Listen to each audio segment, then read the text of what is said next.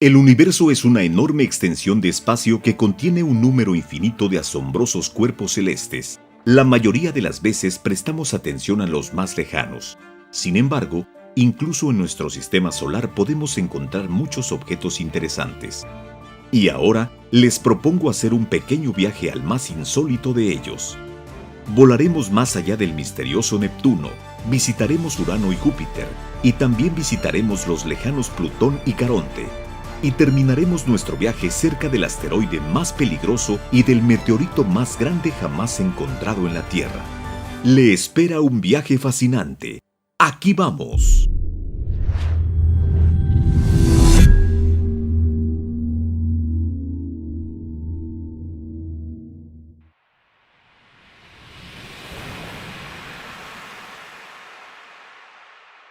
Esta fue la famosa sonda espacial Voyager 2, que en la actualidad sigue siendo el único mecanismo que se ha acercado a Neptuno. El Voyager estuvo cerca del planeta solo unos pocos meses, pero incluso en este corto espacio de tiempo, logró obtener una cantidad de valiosa información. Neptuno fue el último cuerpo celeste grande que vio el Voyager 2 antes de que la sonda entrara en el área de la heliopausa y dirigirse al espacio interestelar. Pero, ¿cómo fueron las capturas que se vieron por última vez de Neptuno? Antes de averiguarlo, vamos a repasar su historia. El 20 de agosto de 1977 fue el día en que el Voyager 2 dejó la superficie de nuestra Tierra. Después de 41 años, está destinado a ir más allá de los límites de todo el sistema solar. Inicialmente, su misión implicaba explorar únicamente Júpiter, Saturno y sus satélites. Sin embargo, la trayectoria del vuelo también le presentó la oportunidad de visitar Urano y Neptuno. Ya para el 9 de julio de 1979, el Voyager 2 se acercó a Júpiter a una distancia de 71.000 kilómetros. También estuvo cerca de sus satélites Europa y Ganímedes. Las imágenes transmitidas permitieron proponer una hipótesis sobre la existencia de un océano líquido bajo la superficie de Europa, y Ganímedes mostró que su corteza está cubierto de hielo sucio. Cuando 2 años más tarde, el Voyager ya estaba cerca de Saturno a una distancia de 101.000 kilómetros. La sonda pasó cerca de los satélites Tetis y Encélado y envió fotos detalladas de su superficie. De acuerdo a los pronósticos iniciales, su misión debería haber terminado allí, pero el Voyager continuó su curso. El 24 de enero de 1986, la sonda espacial se acercó a Urano y estuvo a 81.000 kilómetros de él. El Voyager 2 envió muchas imágenes a la Tierra, mostrando los satélites, los anillos y la superficie de este planeta. Gracias a estas fotos, los científicos descubrieron 2 nuevos anillos de Urano y exploraron más de cerca los 9 ya conocidos.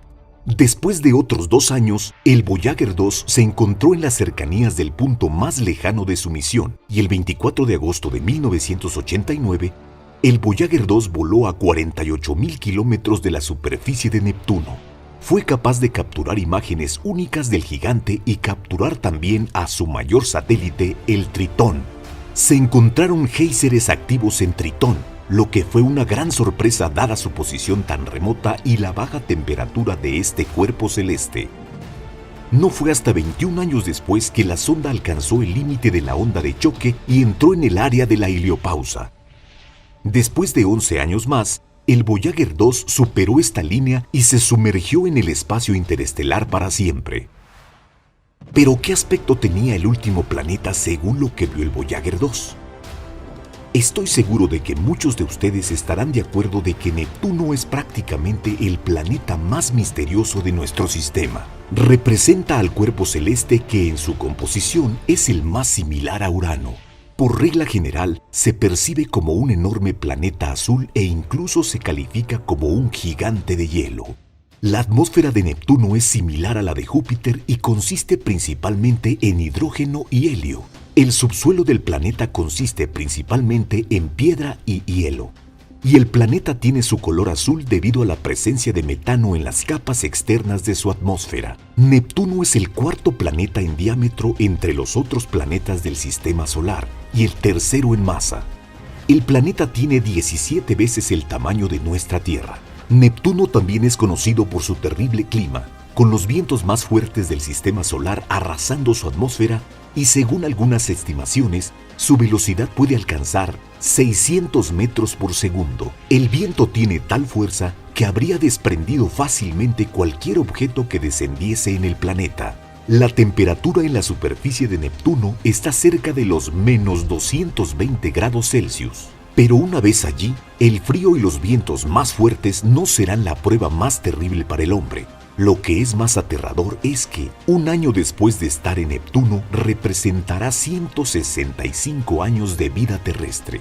Desde que este planeta fue descubierto en 1846, en Neptuno únicamente ha pasado poco más de un año. ¿Qué pudo haber visto el Voyager en este lugar sombrío? Las primeras fotografías del Voyager mientras se acercaba sobre Neptuno fueron recibidas el 23 de enero de 1989, cuando la sonda estaba a 310 millones de kilómetros del planeta. A medida que el Voyager se acercó, las imágenes comenzaron a mostrar formaciones de la atmósfera de Neptuno. Estas 3 imágenes fueron capturadas en intervalos de 90 minutos. En estas imágenes, los científicos pudieron ver las nubes atmosféricas por primera vez, así como capturar una enorme mancha oscura. El tamaño de esta mancha es comparable a la Gran Mancha Roja de Júpiter, y esta zona de Neptuno es un 10% más oscura que la atmósfera que la rodea. Cuando el Voyager se acercó más, pudo capturar el color del planeta. Estas imágenes fueron tomadas a una distancia de 176 millones de kilómetros. El intervalo de captura entre ellas fue de 5 horas, y durante este tiempo el planeta logró hacer un giro de 100 grados. El objetivo siguiente fue fotografiar los satélites más cercanos. El 3 de julio de 1989 se le arregló para tomar una foto de Tritón y capturarlo a él y a Neptuno en el mismo cuadro. La sonda siguió acercándose y a 35 millones de kilómetros de Neptuno se realizó otro intenso estudio de las nubes. Además de la Gran Mancha Oscura, se registraron varias docenas de otras formaciones similares. En esta foto de contraste, la sonda Voyager logró capturar fotos de nubes sutiles y brillantes. Con esta imagen quedó claro que en Neptuno ellas están flotando muy por encima de la Gran Mancha Oscura. El siguiente par de fotos fueron tomadas en un intervalo de 17 horas y mostraron que la Gran Mancha Oscura había hecho un giro casi completo alrededor del planeta durante este tiempo. Se hizo evidente para los científicos que tales manchas en Neptuno pueden moverse alrededor del planeta a una velocidad de 100 metros por segundo. Con la ayuda de las imágenes del Voyager, también fue posible medir la velocidad del viento, que mostró que en algunas zonas esta velocidad alcanza los 700 metros por segundo, es decir, casi la velocidad del sonido. La distancia mínima de acercamiento del Voyager fue de 4.900 kilómetros de la capa de nubes del planeta. Las imágenes recibidas mostraban sutiles nubes, proyectando una sombra sobre la capa de nubes sólidas que se encontraba debajo. Durante su vuelo, el Voyager 2 también pudo capturar fotografías de varios satélites, como el Tritón y el Nereida. Después de eso, la sonda siguió adelante y se despidió de las especies de este planeta para siempre. La última captura del Voyager 2 cerca de Neptuno parecía una verdadera despedida. En ese momento, la sonda ya estaba en las sombras, así que solo parte del gigante de hielo era visible. Este fue el final de su breve conocimiento. El Voyager dejó el área para siempre. Hasta ahora, el Voyager 2 ha sido la única nave espacial que ha llegado a Urano y Neptuno. El éxito de su misión solo fue superado por la estación interplanetaria automática New Horizons, que llegó a Plutón en julio de 2015. Sin embargo, el Voyager 2 permanecerá para siempre como una leyenda en la historia de la exploración espacial. En unos 300 años alcanzará el borde interior de la nube de Oort y en 30.000 años podrá salir de ella. Para entonces, es probable que se hayan enviado más de una misión de investigación a Neptuno. Pero los logros del Voyager 2 realmente pueden ser considerados un valioso comienzo en esta historia.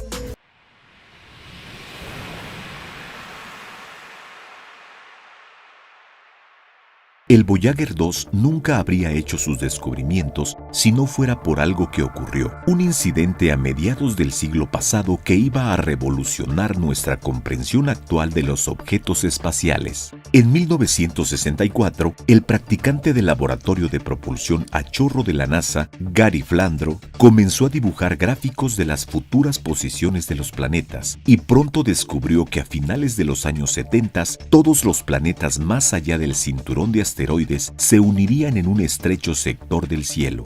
Tal evento ocurre en nuestro sistema una vez cada 175 años, y esta fue una oportunidad única. Realizando maniobras para aumentar la gravedad, la nave espacial podría ir de un planeta a otro y explorarlos todos. También reduciría el tiempo de vuelo, lo que aumentaría enormemente las posibilidades de éxito. Sin embargo, debido a los costos potencialmente altos, este ambicioso proyecto tuvo que ser rechazado. Es por eso que a la NASA se le ocurrió algo diferente. En 1977 se planificó un proyecto más barato, Mariner Jupiter Saturn 77. Aunque las dos sondas estaban destinadas a explorar exclusivamente Júpiter y Saturno, los científicos a cargo de su desarrollo diseñaron las sondas de manera que estuvieran listas para un viaje más prolongado.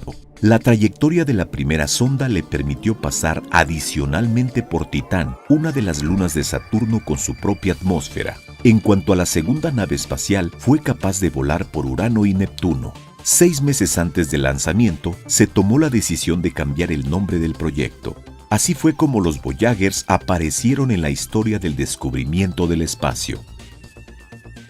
De cara al futuro, podemos decir que durante su larga historia, los Voyagers descubrieron muchos fenómenos cuya existencia aún estaría en espera de confirmación durante muchos años. La atmósfera inestable de Júpiter, los anillos cambiantes de Saturno y la mancha oscura de Neptuno, todos estos descubrimientos fueron posibles gracias al ambicioso experimento que los científicos de la NASA se aventuraron a llevar a cabo. Y 9 años después de su lanzamiento, el Voyager se convirtió en la única nave espacial que llegó a Urano. Para acelerar las comunicaciones entre ella y la Tierra, las antenas parabólicas terrestres, una de 64 metros y dos de 24 metros de la red DNS, se entrelazaron. Las cámaras del aparato debían tener tiempo para enviar varios miles de imágenes. Todo lo que se sabía de Urano antes de la aproximación del Voyager, el ángulo de rotación, 9 anillos y 5 satélites, los datos minuciosamente recogidos por las mentes más prominentes del planeta durante cientos de años, se hicieron solo un pequeño porcentaje de la información que tenemos hoy en día, gracias a ese breve vuelo de la nave espacial. El 7 de junio de 1985 se tomaron las primeras imágenes de navegación del sistema de Urano, pero no fue hasta el 6 de noviembre que la cámara empezó a tomar imágenes más detalladas. Cabe señalar que los instrumentos de radiación electromagnética no escucharon nada en noviembre, diciembre ni en la primera mitad de enero. Al mismo tiempo, el sensor que registra el nivel de radiación de la Tierra se silenció solo después de la órbita de Marte, y el ruido de radiación de Júpiter comenzó el día de lanzamiento y no ha sido silenciado desde entonces. Michael Kaiser, del Centro de Vuelo Espacial Goddard, proféticamente señaló: o nos hemos encontrado con un planeta sin campo magnético, o es tan extraño que simplemente no sabemos qué buscar. Hasta la fecha, gracias a la investigación del Voyager, sabemos que el campo magnético de Urano tiene peculiaridades relacionadas con los detalles de su rotación. La peculiaridad radica en el hecho de que el eje magnético no coincide con el eje de rotación del planeta. De hecho, está desplazado por 1/3 de su radio en relación con su centro. Además, el eje magnético está inclinado con respecto al eje de rotación en un ángulo de 60 grados. La magnetosfera de Urano no se estira en una banda ancha, sino que se retuerce como en un sacacorchos. Esto sucede debido a la fuerte inclinación del eje de rotación con respecto al eje del campo magnético del planeta. El 27 de diciembre de 1985, las zonas latitudinales de Urano eran claramente visibles en las imágenes transmitidas, marrón oscuro cerca de los polos y claro en el ecuador. El mismo día, gracias a las fotografías recibidas, Stephen Sinnott pudo confirmar el descubrimiento del primer satélite desconocido de Urano, el 1985 U-1, tradicionalmente llamado así por un personaje de una obra de William Shakespeare, Puck 15. En los días siguientes, el Voyager 2 continuó capturando fotografías de los satélites, entre los que ya se conocían previamente Titania, Oberon, Ariel, Umbriel y Miranda. Sin embargo, gracias a las fotografías recibidas, su número se ha triplicado. El 16 de enero de 1986, el equipo de investigación del Voyager 2, con ayuda de las fotografías, anunció el descubrimiento de otros 6 nuevos satélites. Los objetos más grandes de 1986 U1 y U2 fueron detectados en imágenes obtenidas el 3 de enero, U3 el 9 de enero y U4, U5 y U6 el 13 de enero. Las designaciones temporales de los satélites de Urano fueron sustituidas por estos nombres actualizados: Portia 12, Julieta 6, Créssida 9, Rosalinda 13, Belinda 14 y Desdémona 10. En las imágenes del 20 de enero se distinguen algunos detalles del relieve de la superficie de Oberon, Titania y Ariel, y ese día se descubrieron 2 satélites más, el U7 y el U8, Cordelia 6 y Ofelia 7. El 22 de enero, el Voyager 2 comenzó a realizar su primer programa de vuelo B751. Además de capturar regularmente las imágenes satelitales, incluía el mosaico de anillos de Urano y las imágenes a color de Umbriel. En una de las imágenes tomadas al día siguiente, Bradford Smith encontró otro satélite del planeta, el 1986 U9. Más tarde se le dio el nombre de Bianca 8. Miranda, o más bien su peculiar terreno, fue un descubrimiento que asombró a los astrofísicos de la NASA. Fue posible distinguirlo gracias a las imágenes del Voyager.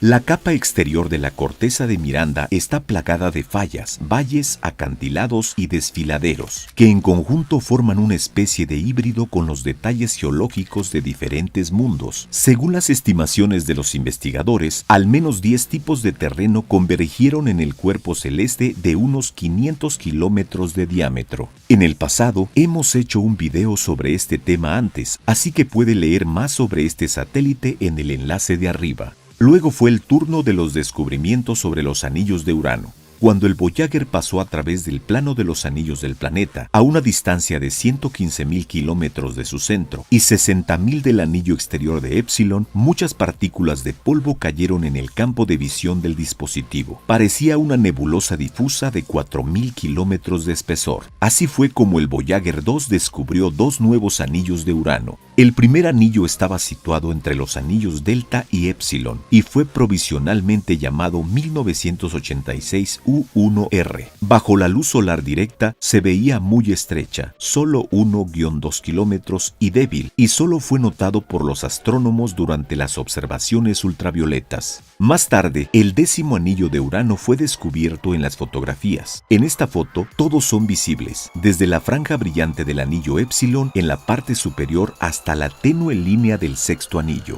La existencia del segundo anillo descubierto por el Voyager, llamado 1986 U2R, fue confirmada hasta el 2004. Se encontraba a una distancia de 39.500 kilómetros del centro del planeta y 20 años más tarde emigró hacia el exterior, encontrándose ahora a una distancia de hasta 41.350 kilómetros. Antes de despedirse de Urano para siempre y dirigirse a nuevos horizontes, el Voyager 2 realizó una imagen de despedida del planeta. En el momento en que se capturó esta imagen, la sonda ya estaba a 1.000.000 de kilómetros de distancia y se estaba preparando para otro misterio del sistema solar, Neptuno. Este encuentro anunciaría un gran avance científico. Y al mismo tiempo, a miles de millones de kilómetros de distancia de él, miles de personas contenían el aliento, preparándose para dar un nuevo paso hacia lo desconocido.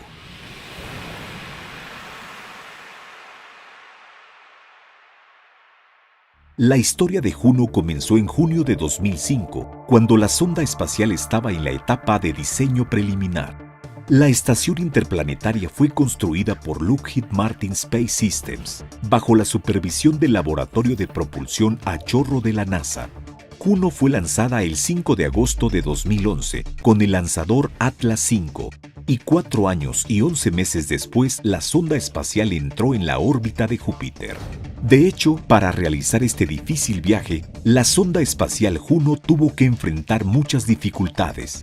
El 30 de agosto de 2012, cuando la estación interplanetaria ya estaba a 483 millones de kilómetros de la Tierra, hizo su primera corrección de la trayectoria de vuelo, que aumentó la velocidad de la sonda espacial en 388 metros por segundo y redirigió la trayectoria de vuelta a la Tierra.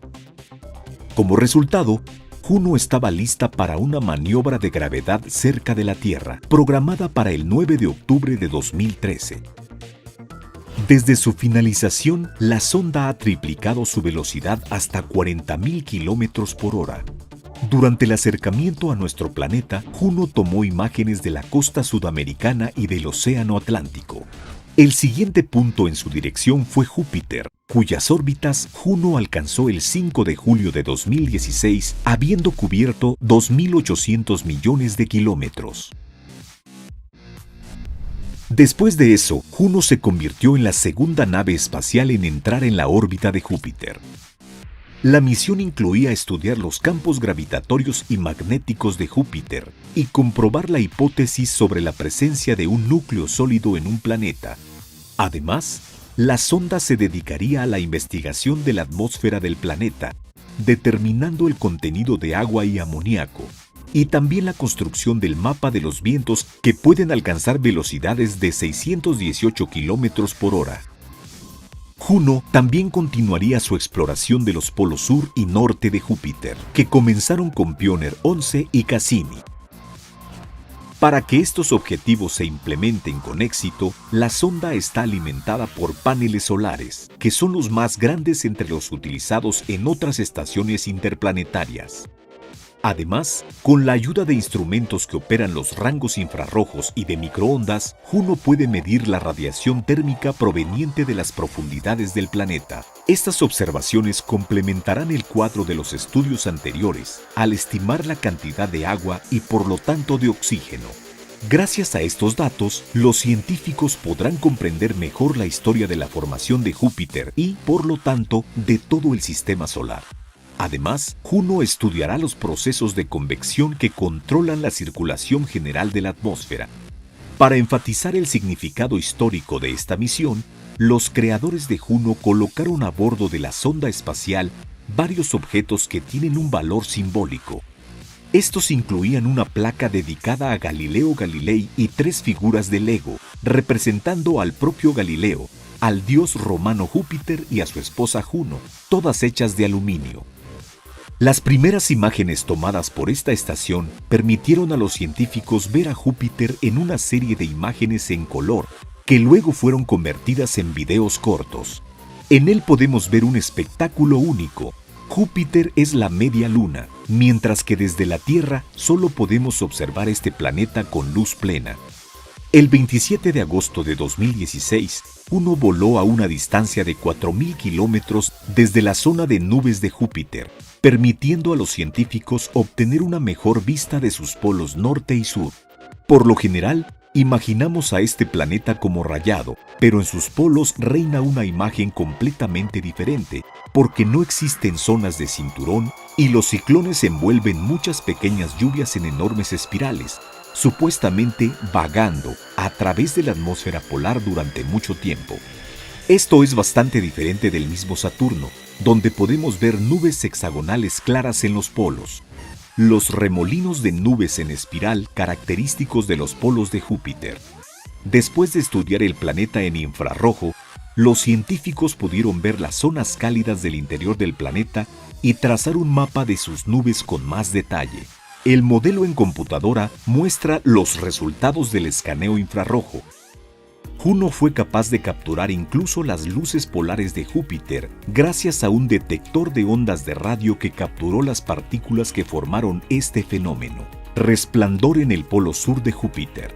Durante su análisis, la sonda fue capaz de determinar que la estructura en capas de la atmósfera de Júpiter se conserva hasta las capas inferiores y que allí comienza a cambiar gradualmente. Atmósfera de Júpiter. Si la misión de esta estación se completa con éxito, es probable que la biblioteca del conocimiento humano se enriquezca con un valioso conjunto de nueva información sobre este planeta gigante. De gran interés en Júpiter es la famosa Gran Mancha Roja, una foto detallada de la cual Juno también proporcionó el 10 de julio de 2017. Imagen de Júpiter de la Gran Mancha Roja, norte a la derecha, sur a la izquierda, 10 de julio de 2017. Gracias a la investigación de Juno sobre este misterioso fenómeno, se descubrió que un vórtice rojo gigante está penetrando en la atmósfera del planeta a lo largo de 320 kilómetros y gira en sentido contrario a las agujas del reloj a más de 500 kilómetros por hora. Los científicos concluyeron que los vientos huracanados se forman allí de la misma manera que en la Tierra, por la diferencia de temperatura. Juno descubrió que las raíces de la Gran Mancha Roja son 50 o 100 veces más profundas que los océanos en la Tierra y son más cálidas en la base que en la parte superior. La imagen muestra datos de los 6 canales del radiómetro de microondas a bordo de Juno. La mancha se extiende por 16.000 kilómetros de ancho y 40.000 kilómetros de largo. Es decir, es 1.3 veces mayor el diámetro de nuestra Tierra.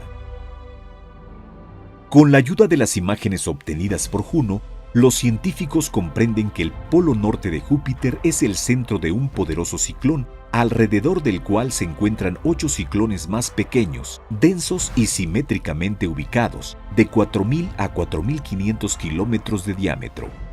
Las velocidades del viento en estos vórtices alcanzan los 350 kilómetros por hora.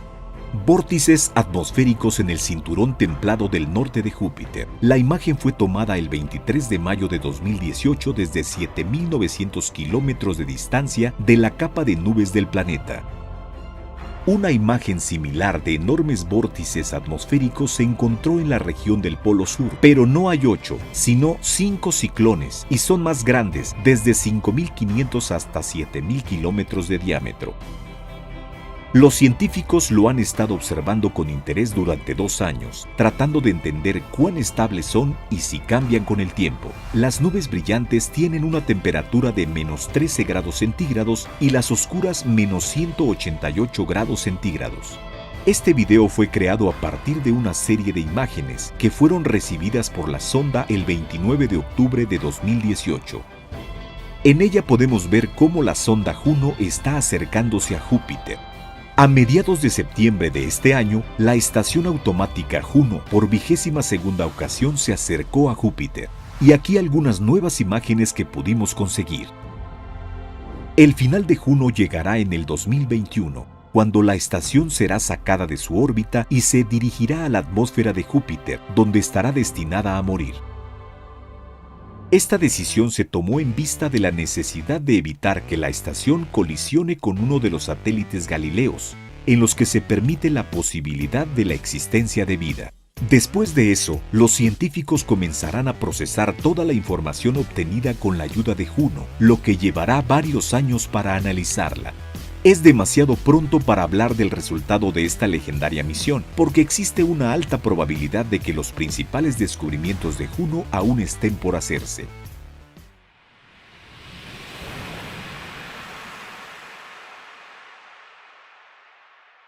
Plutón es el mayor objeto transneptuniano de nuestro sistema solar. También es el objeto más grande del cinturón de Kuiper.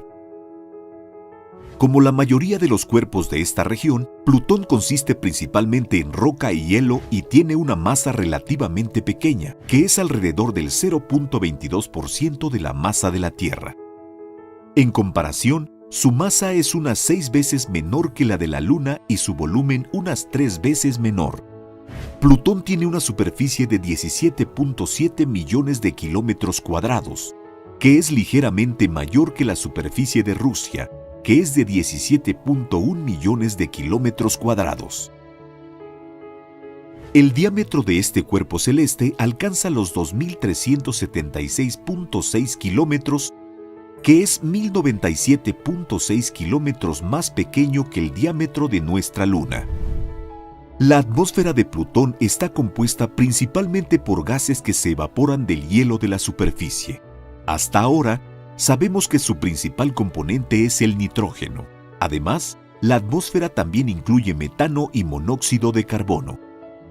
Bajo la acción de los rayos cósmicos de alta energía, de estas sustancias se forman compuestos más complejos, no volátiles a las temperaturas de la superficie de Plutón, etano, etileno y acetileno, así como tolinas que a su vez debido a sus propiedades se depositan en la superficie del planeta y le dan un tono marrón.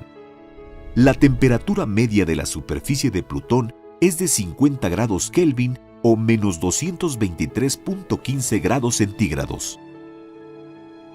Al mismo tiempo con la altura, esta cifra aumenta unos 7 grados con cada kilómetro y la temperatura en la atmósfera es de 40 grados más alta que en la superficie. La causa de este fenómeno puede ser llamada el efecto invernadero causado por el metano. Solíamos pensar que Plutón se mueve en una órbita estable e invariable. Sin embargo, una mirada más cercana revela que el movimiento de Plutón es caótico y está descrito por ecuaciones no lineales. Y para notar esto, hay que observarlo durante mucho tiempo. Si se observa durante cortos periodos de tiempo, el movimiento de Plutón parece ser regular, pero de hecho su órbita cambia ligeramente con cada periodo y eventualmente cambia tanto que no queda ningún rastro de la trayectoria original.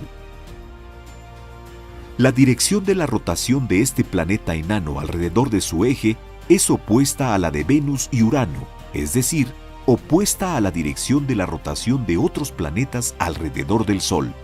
Un día en Plutón tiene una duración de 6.4 días terrestres. La lejanía de Plutón y su pequeña masa hace muy difícil el estudio de este cuerpo celeste. Incluso con telescopios muy grandes, podemos ver a Plutón como un pequeño punto, indistinguible de una estrella ordinaria. Y hemos podido obtener algunos datos sobre él con la ayuda del telescopio espacial Hubble. Pero la mayor parte de la información solo estuvo disponible para nosotros después de la misión New Horizons. La nave espacial tomó la primera fotografía de este planeta enano a finales de septiembre de 2006, con el fin de verificar la cámara LORRI. Más tarde, a medida que nos acercábamos a Plutón, muchos detalles sobre este planeta enano comenzaron a surgir. La superficie del objeto es muy heterogénea. El albedo, es decir, la reflectividad difusa de la superficie, varía entre el 10% y el 70% en diferentes áreas del cuerpo celeste, lo que convierte a Plutón en el segundo objeto más contrastante del sistema solar después de Jápeto. Esta heterogeneidad conduce a cambios periódicos en la rotación de Plutón de su brillo y el espectro. El subsuelo probablemente se compone entre un 50 y un 70% de roca y entre un 50 y 30% de hielo. Lo más probable es que el denso núcleo de roca está rodeado por un manto de hielo de unos 300 kilómetros de espesor. Los datos espectrales muestran que también el hielo de agua está presente en la superficie de Plutón, pero está mayormente enmascarado por un manto de hielo más volátil. También se ha encontrado metano y monóxido de carbono congelados, así como impurezas de otros compuestos formados en su mayoría por metano y nitrógeno bajo la acción de una fuerte radiación. Estos incluyen etano, nitrilos y tolinas, que dan a Plutón su color marrón. El 15 de julio del año 2015, la estación interplanetaria New Horizons voló más allá de Plutón, a una distancia de 12.500 kilómetros de su superficie. Durante el vuelo, en la aproximación máxima, se filmaron tanto el lado visible como el lado oculto. Gracias a estas imágenes de Plutón, se descubrió una enorme área brillante en forma de corazón, de aproximadamente 1.800 kilómetros por 1.500 kilómetros, que posteriormente fue llamada el corazón de Plutón o también su variante en la región de Tombaugh. Se considera que el lóbulo izquierdo de esta zona es un cráter lleno de nitrógeno cristalino. También en el territorio de esta zona se descubrieron dos cadenas montañosas. La altura de la primera, que más tarde recibió el nombre de las Montañas de Tenzing, alcanza alturas de hasta 3.500 metros. La segunda, llamada las Montañas de Hillary, alcanza alturas de hasta 1.500 metros. La característica geológica más notable encontrada en Plutón es la llanura de Sputnik. Esta depresión es muy probablemente un cráter de impacto que alcanza un diámetro de 1.492 kilómetros. La llanura de Sputnik está llena de gases congelados y está atravesada por múltiples surcos que la dividen en celdas de decenas de kilómetros de tamaño. Al mismo tiempo, también puede existir el criovolcanismo en Plutón. La última fotografía tomada por la estación probablemente apunta a ese fenómeno. El potencial criovolcán que se muestra en la imagen se llama Great Mons. La foto muestra una superficie relativamente joven con casi ningún cráter de impacto, lo que significa que la formación de la corteza en esta zona es relativamente reciente. Y si Great Mons es en realidad un criovolcán, entonces su gran tamaño de 144 kilómetros de ancho y 4 kilómetros de alto lo convierte en el mayor criovolcán del sistema solar exterior. Además, la nave New Horizons descubrió una neblina de capas azules en la atmósfera de Plutón que envuelve a todo el planeta enano. Las imágenes muestran la neblina que se extiende más de 200 kilómetros de altura y el espectrómetro ultravioleta registra hasta 300 kilómetros de altura. Lo más probable es que la neblina consista en partículas de sustancias no volátiles formadas por gases atmosféricos que he mencionado anteriormente. Estas sustancias se depositan en la superficie del planeta enano y como resultado forman tal fenómeno. La misión New Horizons durará hasta 2026 y además de estudiar los objetos del sistema de Plutón, esta estación ya ha logrado observar otros objetos en el cinturón de Kuiper. Y aunque no tiene combustible para un cambio de rumbo significativo, la energía del generador de radioisótopos es suficiente para otros 10 años. Inmediatamente después de que la estación pasara por Plutón, los astrónomos usaron el telescopio Hubble para buscar candidatos adecuados para los próximos objetivos de la misión. El primero de ellos fue Ultima Thule, un asteroide binario del cinturón de Kuiper, que consta de dos objetos con diámetro de 19 y 14 kilómetros, el cual New Horizons visitó el 1 de enero de 2019, y el asteroide 2014 PN70 con un diámetro de 40 kilómetros que la estación pasó en marzo de 2019. Además, a 8.000 millones de kilómetros de la Tierra, New Horizons tiene ahora una vista más detallada de las estrellas más cercanas al Sol, Próxima Centauri y Wolf 359. Y en abril de 2020, la estación también se utilizó para redefinir la distancia a esas luminarias. Es posible que estos objetivos no sean los últimos en la lista de logros de esta asombrosa misión. Y mientras las imágenes tomadas por la estación se transmitan a nuestra Tierra, podemos seguir estudiando los cuerpos celestes que ya han sido fotografiados por New Horizons. Por ejemplo, el mayor satélite de Plutón, Caronte, cuyo estudio también se llevó a cabo con la ayuda de la estación.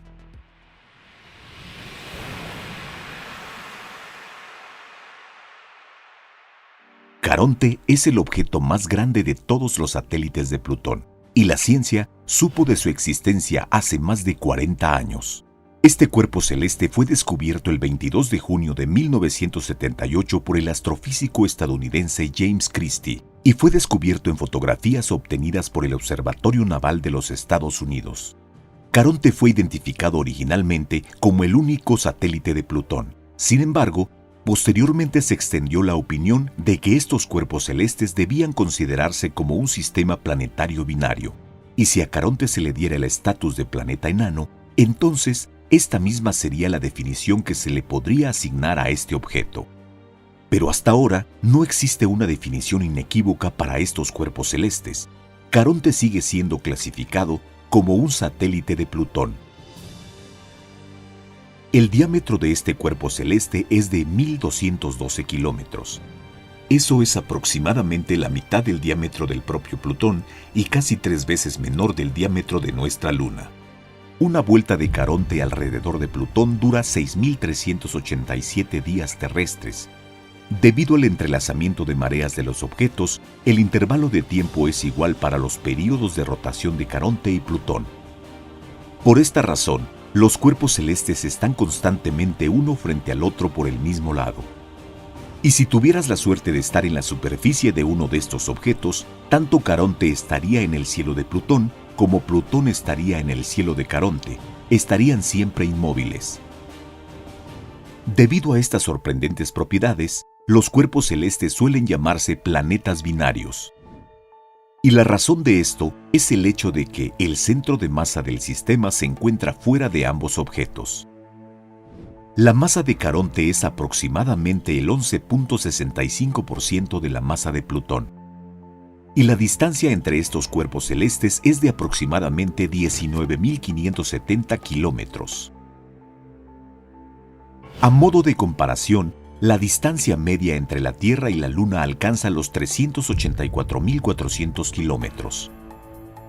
Además, durante el período comprendido entre febrero de 1985 y octubre de 1990, los científicos observaron repetidamente esos cuerpos celestes, registrando un fenómeno extremadamente raro: los eclipses alternados de Plutón por Caronte y de Caronte por Plutón.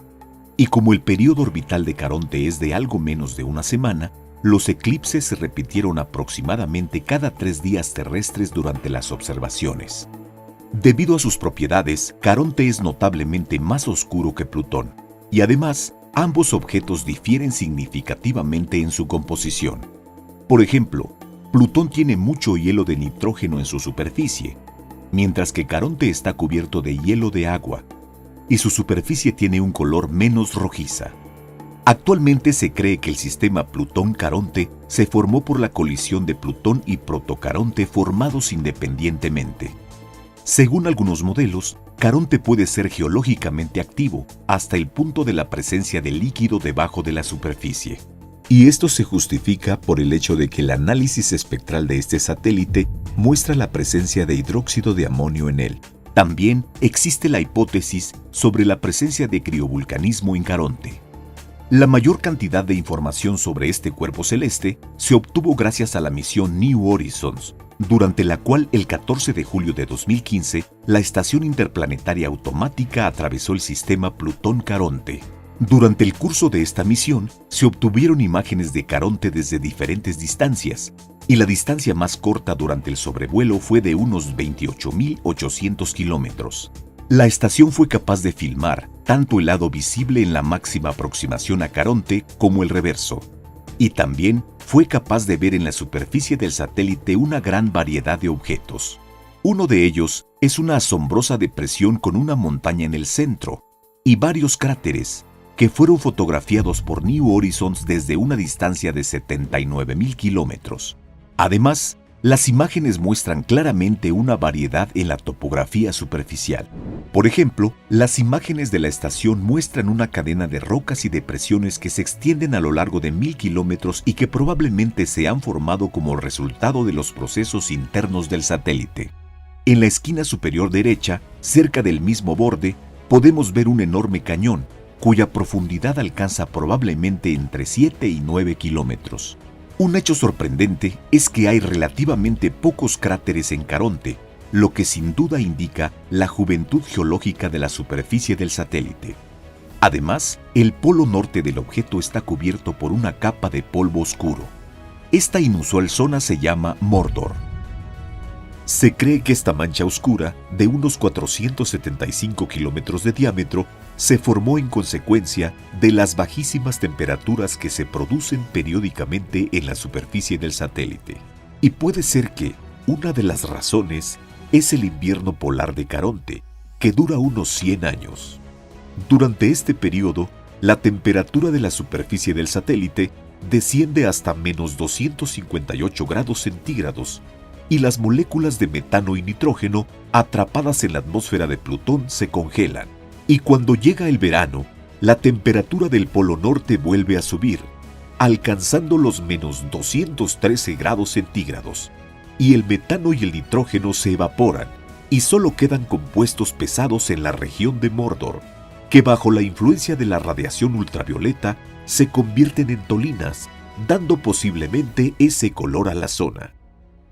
Hasta ahora, todos los objetos de la superficie de Caronte han recibido nombres no oficiales, que se han inspirado en autores y sus obras, del género de la fantasía y de la ciencia ficción.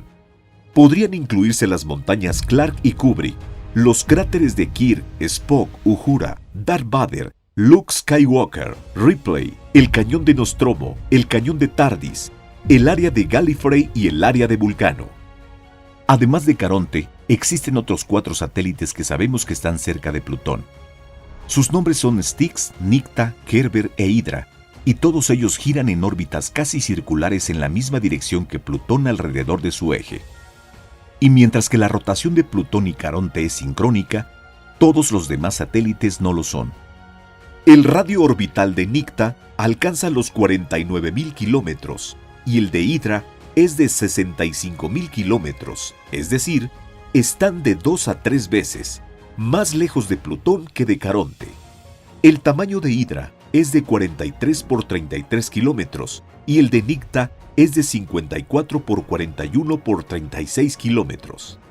Su masa aún no se conoce con precisión.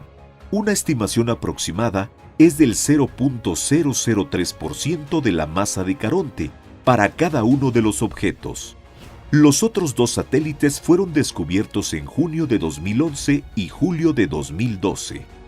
Uno de ellos, Kerber, tiene un tamaño de 12 por 4.5 kilómetros y un radio orbital de 58.000 kilómetros. Styx tiene un tamaño de 7 por 5 kilómetros y un radio orbital de 42.000 kilómetros. E incluso a pesar de su pequeño tamaño, la estación interplanetaria New Horizons fue capaz de obtener imágenes de ellos. Durante su paso por el sistema Plutón-Caronte, tras haber recogido información sobre todos los satélites de Plutón, la estación interplanetaria fue más allá, proporcionando a la humanidad sus últimas y más nítidas imágenes de estos objetos hasta la fecha. El 14 de julio de 2015, desde una distancia de 74.176 kilómetros, la estación tomó una de las últimas y más nítidas imágenes de Caronte hasta el momento, en la que se puede ver claramente muchos detalles del objeto.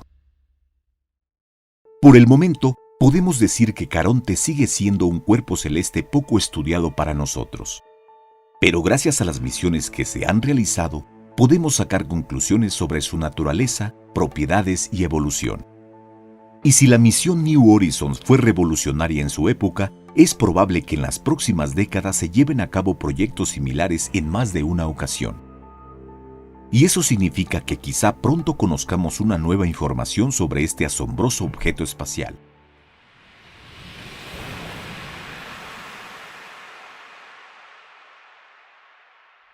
Grandes objetos se acercan a nuestro planeta de vez en cuando. Por ejemplo, el 14 de noviembre del 2020, el asteroide 2020 VT4, de aproximadamente 10 metros de diámetro, pasó a una distancia de 383 kilómetros por encima de la superficie de la Tierra, es decir, por debajo de la Estación Espacial Internacional y de la mayoría de los satélites. Los científicos están constantemente atentos a las amenazas conocidas, pero la situación se complica por el hecho de que la mayoría de los asteroides son más bien cuerpos oscuros y pequeños para los estándares cósmicos. Sin embargo, la explosión causada por la caída de un cuerpo celeste de solo 10 metros de diámetro es comparable en fuerza a la explosión nuclear de Hiroshima. Aunque no deja contaminación radioactiva, una explosión de esta magnitud podría borrar una pequeña ciudad de la faz de la Tierra. Un asteroide de 50 metros de diámetro, es decir, del tamaño de un edificio moderno de gran altura, al caer produciría una explosión de varias decenas de kilotones y podría destruir casi por completo una gran ciudad. Un asteroide de este tipo que caiga en el océano podría crear un tsunami de hasta 10 metros de altura, llevando la destrucción a muchos cientos o miles de kilómetros desde su lugar de impacto. La caída de un asteroide de aproximadamente 1 kilómetro de diámetro traería una destrucción masiva a todo un continente. La fuerza de la explosión podría alcanzar miles de megatones en equivalente de TNT, y sus efectos se sentirían en toda la Tierra durante muchos años. Es probable que ni siquiera la civilización humana ni la vida misma sobrevivan a tal cataclismo, excepto tal vez los organismos más simples y resistentes. Ha habido extinciones masivas similares en la historia de la Tierra, siendo la más famosa la del Cretácico Paleógeno, que ocurrió aproximadamente hace unos 66 millones de años. Se cree que, como resultado, los dinosaurios desaparecieron de la faz de la Tierra, junto con muchas otras especies. El mayor acontecimiento de extinción en masa ocurrió aproximadamente hace unos 251 millones de años, marcando el límite entre los períodos Pérmico y Triásico. Las estimaciones basadas en las excavaciones paleontológicas sugieren que hasta el 90% de la vida acuática y el 70% de la vida terrestre se extinguieron en ese momento, y se cree que una de las causas de estas catástrofes fue el impacto de un gran asteroide. Actualmente, se estima que el número de objetos potencialmente peligrosos es de aproximadamente unos 1.500 a 2.000, pero según el telescopio WISE, este número puede llegar a ser de 4 a 6.000 objetos. Estos pequeños y oscuros cuerpos celestes son extremadamente difíciles de detectar. Por ejemplo, el asteroide 2008 TC, que se quemó en la atmósfera sobre Sudán en 2008, tenía un tamaño entre 2 a 5 metros y se vio solo 20 horas antes de que se estrellara contra la Tierra. Afortunadamente, nadie resultó herido. Incluso existe un indicador especial conocido como la escala de Palermo. Este es un indicador generalizado del peligro de los cuerpos celestes, teniendo en cuenta su energía cinética y la probabilidad de colisión con la Tierra. Cuanto más alto es su valor, mayor es la amenaza a nuestro planeta. Si el indicador de la escala de Palermo está por debajo de la marca en menos 2 puntos, el cuerpo celeste está virtualmente a salvo. Los asteroides, cuyo indicador está entre menos 2 y 0, no representan una amenaza directa, pero requieren una vigilancia constante. Finalmente, los objetos con un indicador positivo son críticamente peligrosos para la Tierra. En la actualidad, no existe ningún cuerpo celeste con un indicador positivo de la escala de Palermo, y solo 2 asteroides se encuentran en la zona amarilla de peligro, es decir, tienen un indicador de menos 2 a 0. Todos ellos pertenecen al grupo de los llamados asteroides tipo Apolo. Son los cuerpos celestes cuyo perihelio está más cerca del Sol que el afelio de la Tierra, mientras que el semieje mayor de la órbita es mayor que el de la Tierra. Por lo tanto, estos objetos cruzan la órbita de nuestro planeta desde el lado exterior. El segundo es el asteroide Bennu, alias 1999 RQ36, con un indicador de riesgo de menos 1.69. Para el año 2135 estará a una distancia de solo 300.000 kilómetros de la Tierra, un poco más cerca que la Luna. El Bennu tiene un diámetro medio de unos 500 metros y una masa de 60 a 78 millones de toneladas. La caída de este asteroide a la Tierra equivaldría a la explosión de una bomba del orden de 1.000 megatones y probablemente causaría una destrucción catastrófica en toda la Tierra. En el año 2016, la NASA lanzó la sonda espacial OSIRIS-REx hacia Bennu para obtener muestras de los minerales que componen a este asteroide. Está previsto que la sonda espacial regrese a la Tierra para el año 2023. Y finalmente, el primer lugar de la lista es el 1950 DA, con una puntuación de menos 1.42. En la actualidad es el candidato más peligroso para una colisión con la Tierra. Su diámetro es aproximadamente de 1.3 kilómetros y su masa varía entre 2 y 4.000 millones de toneladas. El asteroide tiene una órbita elíptica alargada que cruza no solo la órbita de nuestro planeta, sino también la de Marte. El 1950 DA se acercará a la Tierra a una distancia mínima en el año 2035, pero el acercamiento peligroso será hasta el 16 de marzo del año 2880. Entonces, ¿qué pasaría si este asteroide colisiona con la Tierra? Supongamos que no existe ninguna medida que haya podido contrarrestar dicha colisión y el desastre es inevitable. Un enorme bloque de roca con un diámetro de casi 1.5 kilómetros y una masa aproximada de entre 2.000 y 4.000 millones de toneladas se precipita a la Tierra a una velocidad de unos 14 kilómetros por segundo. Esta es la velocidad que la NASA calcula para el 1950 DA si colisiona con la Tierra.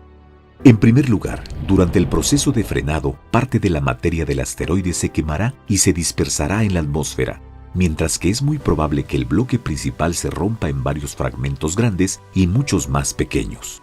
Dependiendo de su tamaño, cada uno de ellos, al impactar contra la corteza terrestre, produciría una explosión de al menos 20 kilotones, en promedio, tan potente como una carga nuclear moderna. Es probable que la potencia total de las explosiones supere los 1.500 megatones y la zona de bombardeo podría superar la superficie de Europa. Todas las estructuras en un radio aproximado entre 300 y 500 kilómetros serán destruidas hasta el suelo, e incluso los búnkeres subterráneos reforzados no pueden garantizar una protección completa. La energía de la onda de choque será suficiente para rodear varias veces a la Tierra, disminuyendo gradualmente y causando una nueva destrucción. Sin embargo, si el impacto ocurre en el océano, el impacto podría generar gigantescos tsunamis de 40 metros de altura y más. Los tsunamis viajan varios miles de kilómetros con poca o ninguna pérdida de poder destructivo. Las zonas costeras de los continentes adyacentes al lugar del impacto se inundarían y las ciudades y asentamientos serían destruidos. Los múltiples impactos de los escombros de roca que caen sobre la superficie de la Tierra levantarán muchas toneladas de polvo en la atmósfera. Los vientos dispersarán rápidamente estas densas nubes, bloqueando la luz solar, causando un dramático enfriamiento. Tal fenómeno se llama invierno nuclear. Es probable que un choque de esta magnitud no solo afecte a la corteza terrestre, sino que también alcance el manto. La onda de choque podría desencadenar múltiples erupciones volcánicas en toda la Tierra, lo que a su vez desencadenaría una segunda ola de tsunamis y terremotos. Toneladas de ceniza expulsadas a la atmósfera exacerbarán el efecto invernadero. Un punto de vista común es que una colisión de la Tierra con un asteroide podría cambiar su órbita o su período de rotación. Esto podría conducir a cambios climáticos catastróficos, hasta la completa inadecuación de nuestro planeta para la vida. Pero los cálculos muestran que el impulso, incluyendo el mayor asteroide del Sistema Solar, no es suficiente para tales consecuencias. Un objeto capaz de cambiar la órbita de la Tierra es una cantidad muy considerable que debería tener un tamaño al menos similar a la Luna o Plutón. Sin embargo, en este caso, las consecuencias de una colisión con ella serían mucho más graves que el cambio de la órbita o el período de rotación. Sin embargo, la probabilidad de colisión del 1950 DA con la Tierra es solo del 0.012%. Sin embargo, puede aumentar debido a los cambios en la órbita de este objeto como resultado de las colisiones con otros cuerpos celestes. Durante mucho tiempo se pensó que la humanidad no había alcanzado aún un nivel de desarrollo suficiente para protegerse del impacto de un asteroide. Solo podíamos observar objetos potencialmente peligrosos. Cambiar la órbita o destruir un asteroide era el campo de las películas y libros de ciencia ficción. Sin embargo, la ciencia no se queda quieta. En el año 2004, cuando se pensaba que la amenaza de Apophis era relativamente significativa, se propuso que su superficie se cubriera con una película reflectante de la luz para permitir que la presión de la luz solar cambiara la órbita del asteroide. También ha habido ideas de bombardeo nuclear y el uso de tractores a reacción para cambiar las órbitas de los cuerpos celestes. En el año 2018, la NASA junto con SpaceX aprobó el programa DART, cuyo objetivo es tratar de cambiar la trayectoria de un asteroide al chocar con una nave espacial artificial. El objetivo seleccionado fue el asteroide gemelo Didim, que consta de dos componentes con diámetro de 800 y 150 metros respectivamente. El lanzamiento del aparato está previsto para el año 2021. A pesar de la estrecha vigilancia de los cuerpos celestes en el Sistema Solar, siempre existe la posibilidad de que un cuerpo celeste desconocido, cuya órbita podría ser peligrosa para la Tierra, pueda llegar desde algún lugar en el borde del Sistema Solar. Algunos cometas y asteroides orbitan el Sol durante cientos o incluso miles de años, y su pequeño tamaño y superficie oscura hacen difícil detectar estos huéspedes potencialmente peligrosos. Sin embargo, la probabilidad de una colisión tan catastrófica es increíblemente baja. y existen muchas otras amenazas mucho más peligrosas para la Tierra.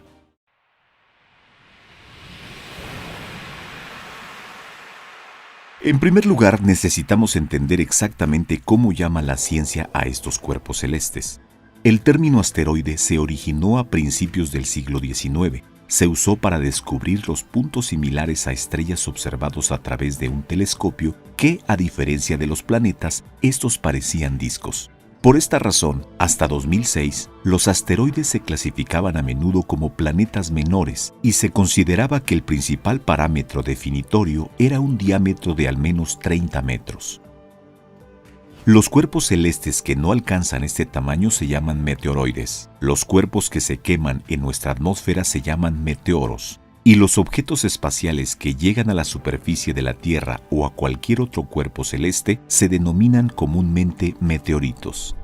La mayoría de ellos, en su forma final, tiene una masa de pocos gramos a varias decenas de toneladas. En promedio, la masa total de meteoritos que caen sobre la superficie de nuestro planeta cada año puede alcanzar aproximadamente las 2.000 toneladas. Básicamente, los meteoritos entran en la atmósfera de la Tierra a una velocidad de unos 50 kilómetros por segundo. Y como resultado de este rápido movimiento, podemos observar cómo se calientan y brillan. Debido a que se quema y es arrastrado por la corriente de partículas entrantes, la masa del meteorito que ha llegado a la superficie puede ser significativamente menor que la original.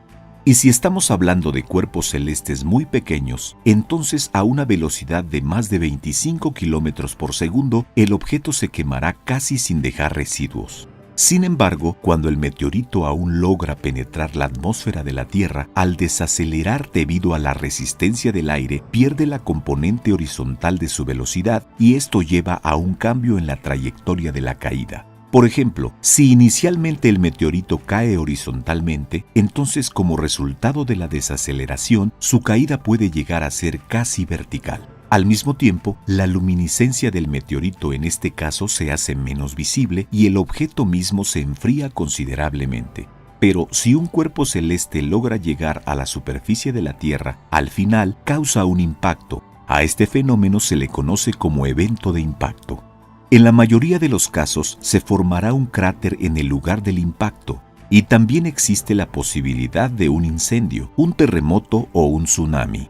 Un evento de impacto puede causar procesos verdaderamente catastróficos y según algunas teorías, los impactos de meteoritos han sido la causa de grandes eventos de extinciones masivas.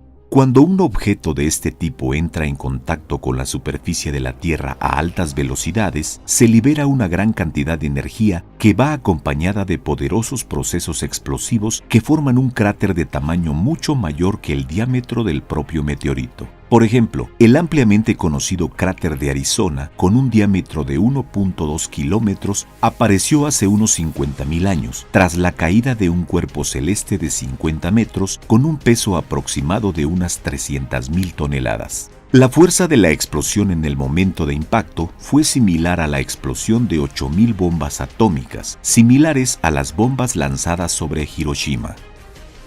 Al mismo tiempo, como resultado de un proceso llamado metamorfismo de impacto, tales caídas pueden formar rocas enteras y algunos depósitos minerales han surgido gracias a este fenómeno. Por ejemplo, los depósitos de cobre y níquel en el cráter Sudbury. Los cráteres de los meteoritos pueden alcanzar un tamaño de hasta 500 kilómetros y algunos de ellos incluso tienen sus propios asentamientos humanos. Por ejemplo, el cráter de Vredefort, que se encuentra en Sudáfrica, llamado así por la localidad que se encuentra en su interior, el diámetro del cráter alcanza los 300 kilómetros. A manera de comparación, es aproximadamente un tercio más grande que el cráter de Chicxulub y el cráter de Sudbury. Este objeto se formó hace más de 2.000 millones de años y fue causado por el impacto de la Tierra con un asteroide, cuyo diámetro alcanzó aproximadamente unos 10 kilómetros.